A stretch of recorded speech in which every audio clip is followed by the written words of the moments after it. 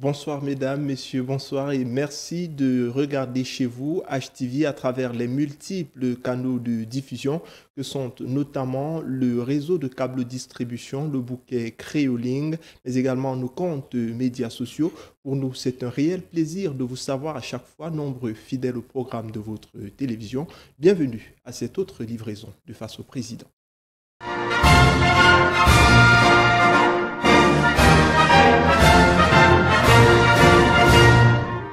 Face au président, vous le savez, c'est votre magazine hebdomadaire de plateau, une semi-fiction de 26 minutes consacrée à tous les Camerounais, les hommes politiques, les membres de la société civile, les hommes de médias et tout leader qui pensent avoir des doléances à porter à l'endroit du chef de l'État en fonction de leur domaine de compétences en vue d'une meilleure marche de la République et de ses institutions.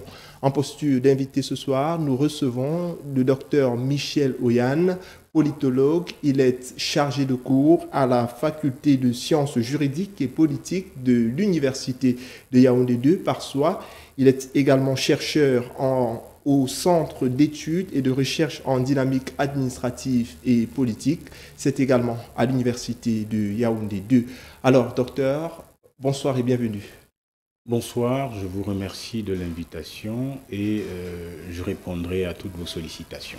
Alors, nous nous sentons déjà rassurés d'emblée. Il faut dire aux téléspectateurs qui nous regardent qu'en 2018, avant la présidentielle d'ailleurs, vous avez mis sur le marché du livre l'ouvrage intitulé « Le président Biya face à l'élection présidentielle de 2018, l'avantage du sortant, l'attrait du nouveau et l'aventure politique ». C'est un ouvrage de 266 pages, publié à Paris aux éditions Public Book en mai 2019. Qu'est-ce qui vous laissait déjà entrevoir une victoire du candidat du RDPC à cette élection-là? Écoutez, en ce qui concerne cet ouvrage, il faut dire que l'analyse qui a été faite était une analyse prospectiviste. C'est-à-dire que le livre a été achevé, le manuscrit a été achevé un mois avant la présidentielle et la publication est arrivée malheureusement en avril-mai 2019. Donc c'est une analyse qui essayait de mesurer les différentes forces en présence et en compétition pendant la présidentielle de 2018 et du 7 octobre plus exactement. Écoutez, il y a beaucoup de discussions, beaucoup de commentaires sur l'organisation des élections au Cameroun et en Afrique de façon plus générale. Et en tant qu'enseignant-chercheur, j'ai observé la société politique camerounaise avec un peu de recul et je me suis dit qu'il valait mieux, à travers un ouvrage, essayer d'expliquer et peut-être même d'expertiser le système politique camerounais à travers cette compétition politique.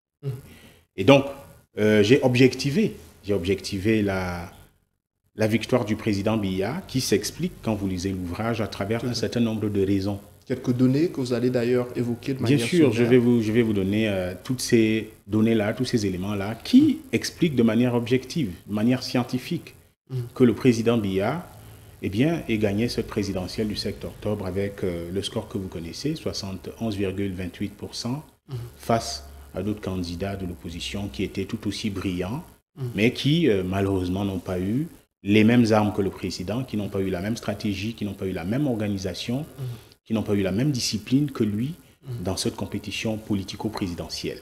Alors vous parliez même d'ailleurs dans cet ouvrage d'un bloc que normalement l'opposition pouvait être à mesure de former pour essayer de faire front au président Biya de manière efficace. Écoutez, je pense que le problème de l'opposition camerounaise, ça n'est pas le code électoral. Parce qu'il faut vous rappeler qu'en mars, je crois bien, 1992, avant la présidentielle du 11 octobre 1992, eh bien, l'opposition camerounaise, avec, entre guillemets, un mauvais code électoral, a battu le RDPC. Vous savez que dans les années 90, avec la libéralisation de la vie politique, Tout à fait. il y avait une dynamique qui était très forte et qui, au Cameroun, était incarnée parce qu'ils ont appelé les forces du changement. Tout à fait. Et donc, ces leaders de l'opposition de 1990, qui sont en fait les mêmes leaders aujourd'hui avec un renouvellement, n'est-ce pas, Même s'ils n'ont plus le de même ce poids, leadership. même s'ils n'ont plus le même poids. Ils n'ont plus le même sur poids, l'échiquier c'est vrai, politique. mais ce sont les mêmes leaders. Ni John Fundi qui est toujours là, avec donc un renouvellement de cette classe politique de l'opposition, avec de nouvelles têtes comme Cabral Libi, avec le professeur Maurice Kamto. Eh bien, il faut savoir que ce qui a constitué justement la particularité de 1992, que ce soit les élections législatives ou les municipales, c'est les législatives et les présidentielles, eh bien, c'était cette capacité qu'a eu l'opposition à se réunir, n'est-ce pas, à se mettre dans une coalition pour faire face au RDPC et bien évidemment au président Biya en ce qui concerne l'élection présidentielle. Et donc, l'élection présidentielle de 1992 était tout aussi compliquée parce que le président Biya a été donné vainqueur par le Conseil constitutionnel, ou la Cour suprême qui faisait office de Conseil constitutionnel à l'époque, avec 39-40%. Pendant que le deuxième était Ni John Fundi, du SDF, avec, je crois, 36%. Ce sont les forces du changement, la coalition portée par les forces du changement, qui, en réalité, ont permis à ce que ce résultat historique de l'opposition camerounaise soit une réalité. Alors, en 1992, en mars, avec les législatives, le RDPC a eu 88 députés, pendant que l'opposition en avait 92. Avec le mauvais code électoral, comme disent les partisans de l'opposition. Alors que de 1992 à 2018-2020, il y a eu une nette amélioration du code électoral, du droit électoral, ainsi de suite, de sorte que, de mon point de vue, de mon modeste point de vue, ce qui explique la faiblesse de l'opposition camerounaise, ça n'est pas le président Biya, ce n'est pas le système en place, le régime en place, comme on dit, mais le problème de l'opposition est dans sa propre chaussure. C'est une opposition de division, où chacun a un ego surdimensionné, chacun est un messie, chacun pense que c'est lui. Chacun veut aspirer au pouvoir. Chacun pense que c'est lui. Mais alors, est-ce que qui doit être candidat, c'est lui qui doit succéder au président Biya en cas d'alternance. Alors même que c'est un schéma qui, sur le plan technique, sur le plan politologique, en réalité relève de la chimère. Alors, docteur, dites-nous, est-ce qu'on pouvait s'attendre, avant cette élection, à un si grand bouleversement de l'échiquier politique? On a le SDF qui a perdu énormément de points, on a le MRC qui est arrivé, il y a le parti de Cabral également. Est-ce qu'on pouvait s'y attendre avant les élections? Écoutez, lorsque vous observez attentivement la scène politique camerounaise, pas de façon, on va dire, simpliste, à travers des commentaires superficiels, mais de façon vraiment épistémologique, vous allez vous rendre compte que, eh bien, les choses ne sont pas aussi simples que ça. À la vérité, lorsque un candidat face à d'autres candidats qui sont déjà divisés, chacun joue pour son camp propre, pour son parti et donc pour sa propre personne. Lorsque vous avez un candidat qui réunit en fait une diversité, une hétérogénéité de ressources qui sont des ressources structurelles, des ressources institutionnelles, des ressources relationnelles, financières, ainsi de suite, cela est bien contenu dans ces différentes ressources. S'il faut vous détailler, nous allons passer un peu plus de temps ici. Lorsqu'un candidat, dans sa stratégie, réunit toutes ces ressources et qu'il est implanté dans les 58 départements que compte le Cameroun, et qu'il est implanté aussi dans les 60 arrondissements et communes donc que compte le Cameroun, à travers des sections du Rassemblement démocratique du peuple camerounais, à travers des sous-sections, à travers des comités de base, à travers des cellules, à travers une internationalisation. C'est assez grand, docteur, on vous comprend. Voilà, à travers une internationalisation, après, je veux juste finir là-dessus, à travers une internationalisation de son parti, parce que le RDPC est également représenté dans certains pays, notamment en Europe, il est extrêmement difficile, lorsque vous allez en compétition, notamment présidentielle, avec une telle formation politique, de la battre. Parce qu'il réunit ce parti-là, toutes les forces et toutes les ressources nécessaires pour pouvoir arriver à la victoire. Comment est-ce qu'on peut donc comprendre par la suite ce qui s'est produit, ces revendications du MRC, le Mouvement pour la Renaissance du Cameroun, qui n'en finissent décidément pas? Ah mais écoutez, c'est une très bonne question, mais je vais vous essayer. Cette question a une réponse très simple. Le professeur Maurice Kamto et le MRC sont en train de faire, n'est-ce pas, de la comédie politique. Vous savez pourquoi? Parce qu'ils savent bien qu'à travers les armes dont il disposait, le MRC, hein, de façon spécifique, laissons les autres formations politiques de l'opposition, le MRC n'a aucune assise sociale véritable. Le MRC a une très grande faiblesse logistique, n'est-ce pas, et stratégique. On ne va pas faire le procès du MRC. Non, on ne fait pas le procès du MRC. Le MRC a tellement de faiblesses que son leader ne pouvait pas faire face à l'animal politique qu'est Paul Biya. Alors, deux années ou bien quelques mois plus tard, il y a eu les élections de février 2020. Il y a eu un très fort taux d'abstention, peut-être dû au fait que le MRC n'avait pas pris part à cette élection. Mais maintenant, comment est-ce que vous justifiez cela? Ben écoutez, le taux d'abstention, si vous faites un peu de sociologie électorale et si vous recourez à l'histoire politique, vous allez bien voir que le taux d'abstention qu'il y a eu cette année, eh bien, n'est pas en fait une exception en soi. Toutes les élections en fonction de la population et du nombre d'électeurs inscrits régulièrement connaissent toujours un certain nombre comment dirais-je, d'abstention, un certain nombre de difficultés, un certain nombre comment dirais-je, de difficultés des électeurs à se déplacer. Donc, ce n'est pas le boycott, entre guillemets, du MRC qui explique ce taux d'abstention. Si vous pouvez faire une analyse comparée en allant dans d'autres contextes. Vous pouvez aller en France, vous pouvez aller au Gabon, vous pouvez aller en Côte d'Ivoire. Vous allez voir que l'abstention, en fait, ça fait partie des éléments que nous, en tout cas, nous politologues, qui nous intéressons aux questions de sociologie électorale, qui est une réalité dans tous les contextes politiques. Et je vais d'ailleurs vous rappeler qu'en 1992, le SDF a boycotté les élections législatives que l'opposition a gagnées avec 92 députés contre 88. Et donc, si le SDF avait participé à ces élections comme les autres formations politiques, l'opposition aurait été largement, elle était déjà majoritaire à l'Assemblée nationale, elle aurait été largement majoritaire à l'Assemblée nationale et peut-être même que le RDPC allait s'en tirer seulement avec 30, 40 ou 50 députés. Donc, c'était on va dire, une erreur historique et politique du SDF de boycotter cette élection législative qui précédait l'élection présidentielle, qui a pourtant été, on va dire, assez bien faite, bien menée par l'opposition. Et c'est la même erreur que commet le MRC. Elle commet exactement l'erreur du SDF de 1992 en n'allant pas aux élections législatives et municipales de 2020, de février 2020. Alors, depuis le lendemain de la présidentielle du 7 octobre 2018 au Cameroun, il y a ce débat qui a fait carrément place sur la table de l'actualité. On parle beaucoup de modification de la Constitution. C'est d'ailleurs la thématique principale pour laquelle vous êtes là. Est-ce qu'il y a des données peut-être sociopolitiques au Cameroun qui pourraient nous aider à comprendre ce débat-là?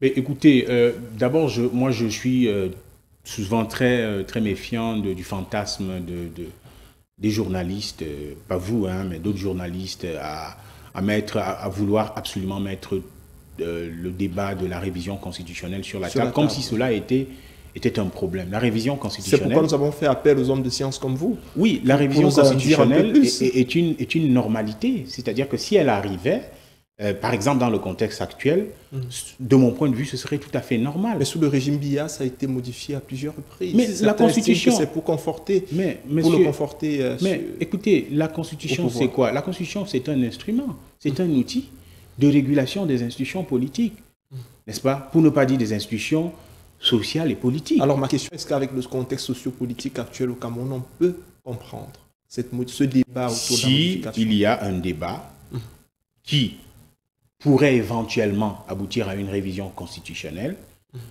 d'abord le débat serait légitime parce que nous sommes dans un cadre où il y a la libéralisation de la vie politique et aussi de la vie sociale, parce que les gens sont libres d'avoir leurs idées. C'est donc tout à fait normal qu'il y ait un débat de la part des journalistes, de la part des universitaires aussi, de la part de la société civile, de la part de tout le monde. C'est légitime. Maintenant, s'il y a une révision constitutionnelle, vous savez que depuis 3, 4, 5 ans, le Cameroun traverse un certain nombre de difficultés, notamment sécuritaires, à partir de l'extrême nord avec Boko Haram, et à partir des crises, bien sûr l'Est aussi, et à partir des crises du nord-ouest et du sud-ouest, qui peuvent amener le président de la République ou le Parlement a suggéré, concurremment, bien évidemment, parce que l'article 63 de la Constitution du 18 janvier précise que eh bien, l'initiative de la révision de la Constitution appartient concurremment au président de la République et au Parlement. Donc, on le président de la République dans les prochaines secondes avec le rôle qu'il peut avoir à jouer dans ce processus. Bien évidemment, on reviendra. Mais le président de la République également, d'accord, sur cette constitution-là, si elle est modifiée, à qui est-ce que cela profiterait, par exemple? Mais écoutez, le président de la République peut solliciter une modification constitutionnelle. Parce que vous avez parlé de la Constitution comme un instrument, et ce sont eux qui font l'instrument actuellement. Est-ce que c'est dit forcément que ça plaira au RDPC? Non, mais le président de la République, qui est-il au Cameroun? Parce qu'il faut vous rappeler l'article 5 de la Constitution. Il faut qu'on sache que le président de la République, c'est en réalité, selon l'article 5 alinéa 1 de cette Constitution, il est le chef de l'État.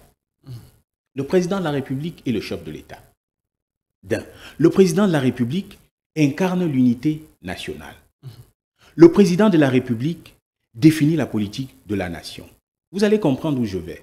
Le président de la République veille au respect de la Constitution.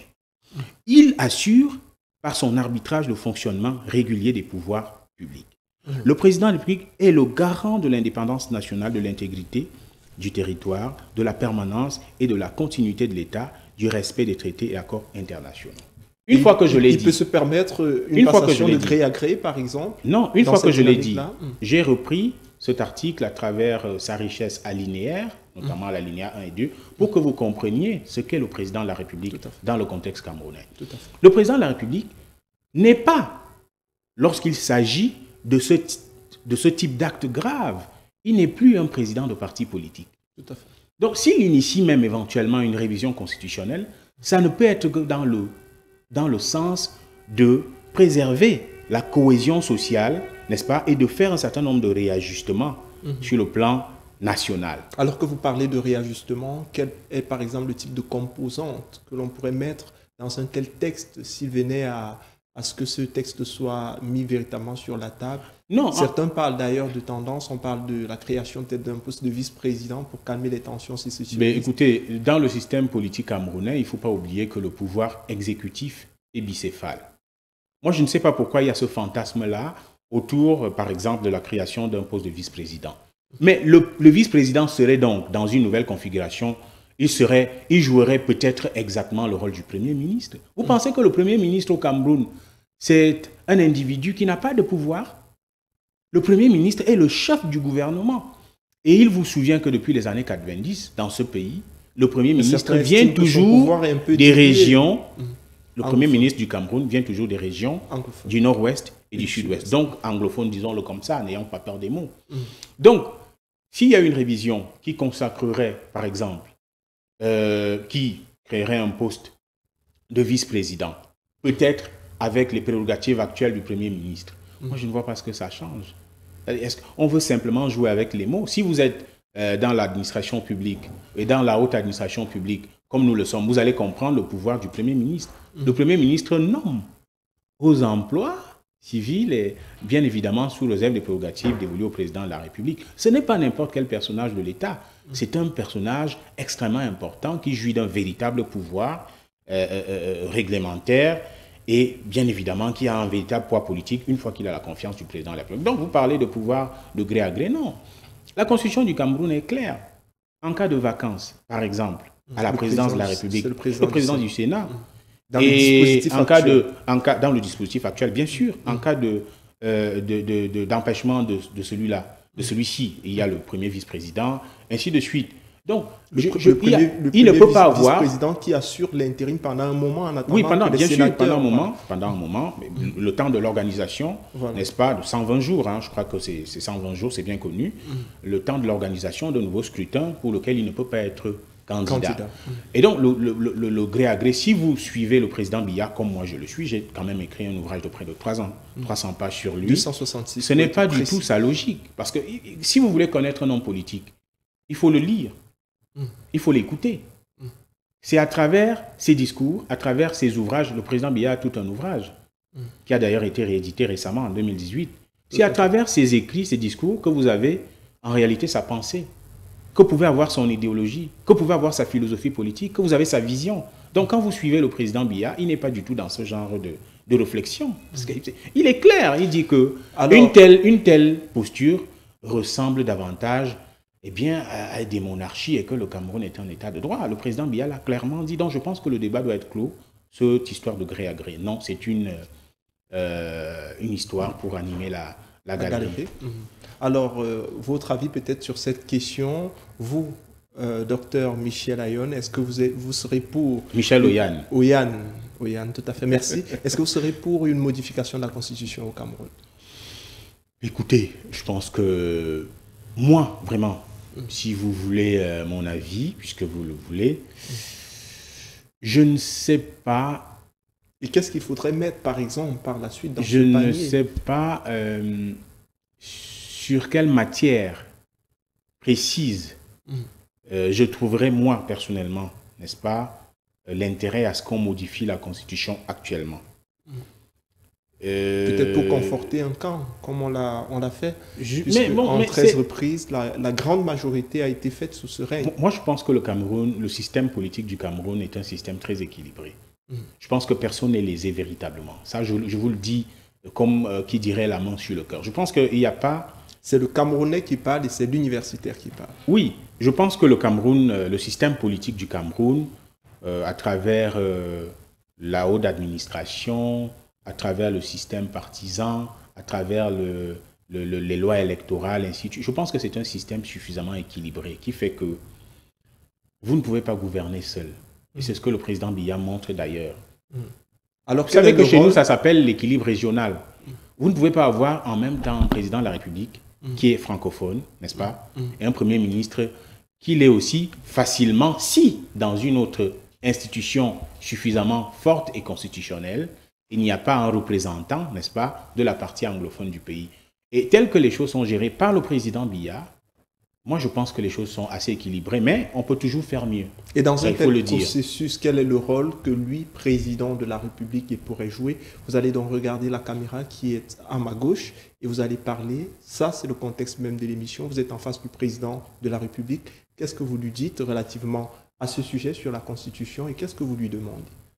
Écoutez, Monsieur le Président, Excellence Monsieur le Président de la République, je vous suggère humblement et très modestement d'incarner l'unité nationale comme vous le faites depuis maintenant 38 ans. Je vous suggère modestement et humblement de veiller à ce qu'il y ait moins d'inégalités de tous les Camerounais, que ce soit ceux d'expression française ou ceux d'expression anglaise. Je vous suggère humblement qu'il y ait moins d'inégalités, notamment à travers une redéfinition et un redéploiement des politiques publiques sociales, notamment la santé. C'est un point important et nous sommes d'ailleurs, Monsieur le Président, en période de coronavirus, de Covid-19. Les soins que vous avez instruits au gouvernement, au Premier ministre, aux différents ministres sectoriels qui s'occupent de cette question, eh bien, essayent de le faire. Je suggère que la santé soit une priorité, que la prise en charge de tous les citoyens puisse être véritablement accompagnée et encadrée par l'État. Aujourd'hui, on n'a pas vraiment le sentiment que cette dimension sociale de votre politique a une très très bonne visibilité et une bonne lisibilité. Donc, et réduire au maximum les inégalités entre Camerounais, faire en sorte que ceux qui incarnent un certain nombre d'institutions, ceux qui sont à la tête d'un certain nombre d'institutions publiques, essayent de moins en moins écraser ceux qui sont leurs collaborateurs, parce que c'est très courant au Cameroun, tout le monde se prend pour un petit président, de faire en sorte que ceux qui ont des velléités communautaristes et tribalistes n'arrivent jamais aux affaires, de faire en sorte que le clientélisme et le népotisme cessent dans le fonctionnement de nos institutions. Alors, docteur, merci. Je crois que là, le président vous a compris. Je précise que vous êtes politologue, vous êtes également chargé de cours à la faculté de sciences juridiques et politiques de l'université de Douala. Vous étiez de l'université de Yaoundé 2. Vous étiez donc face au président ce samedi. Merci d'être venu, docteur. Je vous remercie. Chers téléspectateurs, merci à vous d'avoir regardé cette émission. Retrouvons-nous samedi prochain, dès qu'il sera exactement 21h30, pour une autre livraison de votre magazine hebdomadaire de plateau de type Sémifiction. À très bientôt.